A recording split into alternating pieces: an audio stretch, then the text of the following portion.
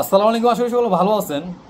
কিছুদিন পরে আমাদের মাঝে আসতেছে ঈদুল আজহা। এটা অনেকে কুরবানি ঈদ বলেন, অনেকে গরু ছাগল ঈদ বলেন, যাই যেভাবে এটা বলে থাকেন।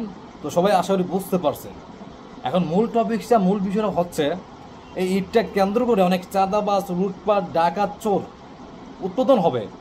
দেখা যায় যে এইসব ব্যবসায়িক বাইরেরা দূর দূরান্ত থেকে গরু ছাগল নিয়ে আসবে এই হাটগুলোতে, তখন দেখা যাবে চাঁদাবাজি করবে, চুরি ডাকাতি করবে। এখন আমাদের করণীয় কি? আমরা স্থানীয় লোকগুলো আছে যারা যেই সব এলাকাতে হাট বসবে, আমরা সেই সব ব্যবসায়ীদের সুবিধা দিতে হবে, সেভ করতে হবে, ঠিকমতো তাদের বুঝিয়ে রাখতে হবে। তার মাঝে হচ্ছে ব্যবসায়ীরা গরু ছাগল বিক্রি করবে, টাকাগুলো দেখা যাচ্ছে অনেক সময় লুটপাট হতে পারে, তাদের যান মাল সম্পদ ক্ষতিগ্রস্ত হতে পারে। তো সাবধানে থাকবেন ব্যবসায়ী ভাইয়েরা, আপনাদের উদ্দেশ্যে বলতেছি, সাবধান থাকলে ইনশাল্লাহ আপনাদের টাকাগুলা ঠিক মতো নিতে পারবেন, ভালোভাবে থাকতে পারবেন। এত ক্ষতিগ্রস্ত হইলে ভাই সব দিকে নষ্ট। এখন বর্তমান দেখা যাচ্ছে স্থায়ী সরকার নাই, একজন সরকার বসছে, উনি উনার মতো কার্যকলাপ চালিয়ে যাচ্ছে, কিন্তু পরিপূর্ণভাবে হচ্ছে না। উনিও চেষ্টা করতেছে, স্থায়ী সরকার হবে কবে না কবে সেটা আমরা বলতে পারি না। তো সেই কারণে সাবধান থাকবেন, সাবধান থাকলে ইনশাল্লাহ সব কিছু ঠিক থাকবে।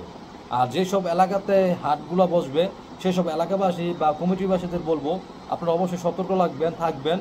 আপনাদের যেই সব ব্যারিগুলো আসবে যাদের, তাদের সেভ করে রাখবেন, সুরক্ষাভাবে রাখবেন, সুন্দরভাবে যেন তারা বাড়িতে ফিরে যেতে পারে সেই সব ব্যবস্থা নেবেন আপনাদের করণীয় থেকে, আপনাদের প্রয়োজন থেকে। তো এইগুলা সবাই ভালো থাকবেন, সুস্থ থাকবেন, আর সাবধান থাকবেন। আমি আবারও বলতেছি, ব্যবসায়িক ভাইরা আপনারা সেফভাবে আসুন, সেফভাবে যান। আপনাদের যে গরু ছাগলগুলো আপনারা আনবেন অবশ্যই খেয়াল করবেন, সতর্ক হবেন, সুন্দরভাবে যাবেন। চাঁদাবাজ, চোর ডাকাত থেকে সাবধান থাকবেন, সতর্ক থাকবেন, সুন্দরভাবে বাসা যাবেন, ঈদ সুন্দরভাবে পালন করবেন। এই শুভকামনা।